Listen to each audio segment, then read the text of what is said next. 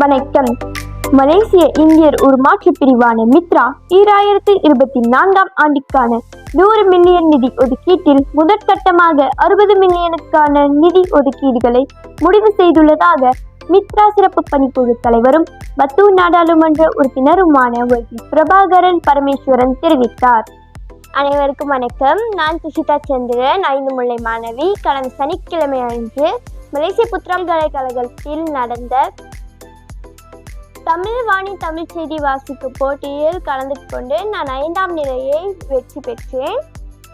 முதலில் எனக்கு தமிழ் செய்தி வாசிக்கும் போட்டி காணொளி பதிவேற்றத்தை பற்றி வகுப்பறையில் ஆசிரியர் குமாரி ராணி பாலாவும் ஆசிரியர் குமாரி தாமரையும் தெரிவித்தனர். அதன் பிறகு வகுப்பு புலனத்தில் பகிரப்பட்டது. அப்போட்டியில் கலந்து கொண்டு முயற்சி செய்ய வேண்டும் என்ற ஆர்வம் இருந்ததால் நான் அம்மாவிடம் கூறி பதிவு செய்ய சொன்னேன். ஆசிரியர்கள் ஒவ்வொரு நாளும் நாங்கள் தயார் நிலையில் இருப்பதை உறுதி செய்து கொண்டனர். முதலில் ஒரு காணொலியை எடுத்து ஆசிரியர் குமாரி ராணி பாலாவிற்கு அனுப்பி வைத்தேன். ஆசிரியர் சில திருத்தங்களை திருத்த சொன்னார்.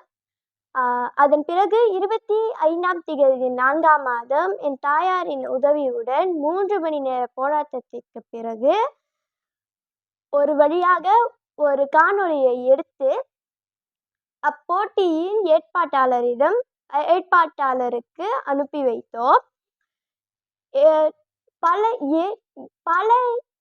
பல பள்ளிகளிலிருந்து நிறைய மாணவர்களும் ஆசிரியர்களும் கலந்து கொண்டதால் எனக்கு சற்று பயமாக இருந்தது.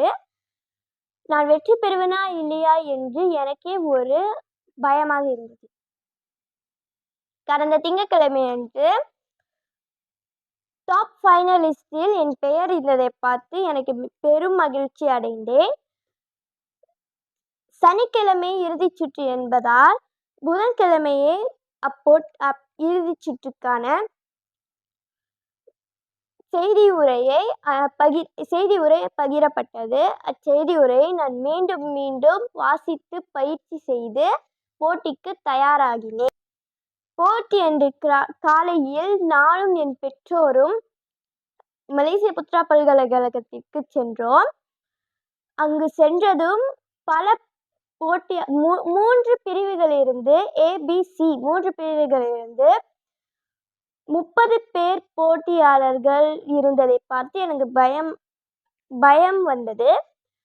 அது மட்டுமல்லாமல் அங்கு வந்த நீதிபதிகள் யார் என்றால் 3 பிரபலமான திறமை வாய்ந்த செய்தி வாசிப்பாளர்கள்.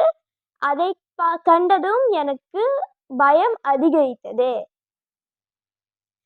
இருந்தபோதும் வெற்றி பெற வேண்டும் என்ற ஒரு குறிக்கோளுடன் மிகவும் உற்சாகத்துடனும் நான் செய்தியை வாசித்தேன்.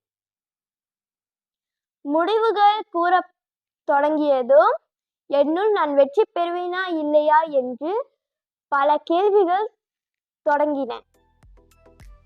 5ஆம் நிலை வெற்றியாளராக என் பெயரை சுஷிதா சந்திரன் என்று அழைத்ததும் நான் மேடைக்கு விரைந்து சென்று பரிசை பெற்றுக்கொண்டேன்.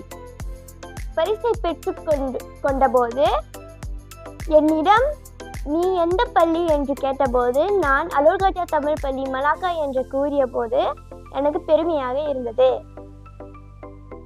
இன்னும் பல போட்டிகளில் கலந்து கொண்டு முதல் பரிசை வெற்றி பெற வேண்டும் என்று என்னுள் சபதம் கொண்டேன். இறுதியாக இப்போட்டியில் எனக்கு உதவி செய்த ஆசிரியர்களுக்கும் என் பெற்றோருக்கும் குடும்பத்தினருக்கும் மற்றும் என் நண்பர்களுக்கும் மிக்க நன்றி கூறிக்கொள்கிறேன். நன்றி.